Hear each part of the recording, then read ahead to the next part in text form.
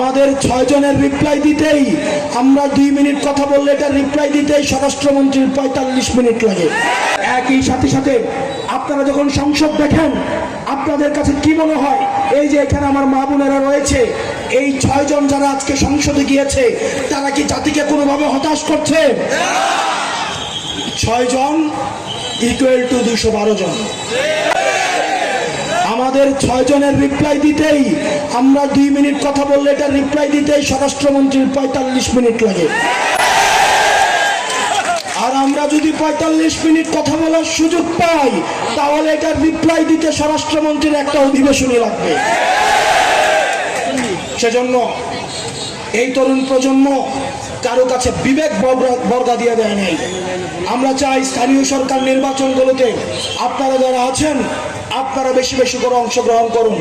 কেউ হয়তো বলতে পারে আপনি 200 ভোট পাবেন, 200 ভোট পাইলে বিনা টাকায় বিনা পয়সায় যদি 200 ভোট পাই এটাও আমাদের জন্য যথেষ্ট।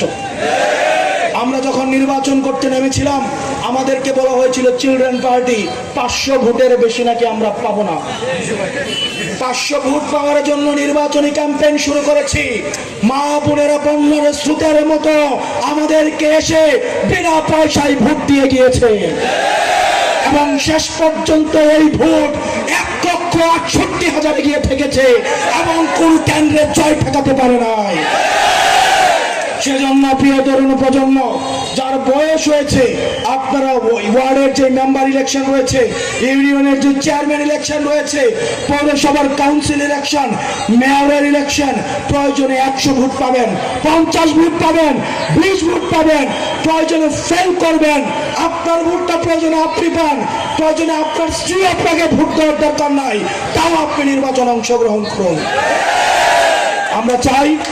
আমরা চাই বেশি বেশি করে যতদিন পর্যন্ত তরুণ প্রজন্ম রাস্তায় আছে, যতদিন পর্যন্ত তরুণ প্রজন্ম নেতৃত্বে আছে, আমরা বিশ্বাস করি বাংলাদেশ কখনো পিছিয়ে পড়বে না।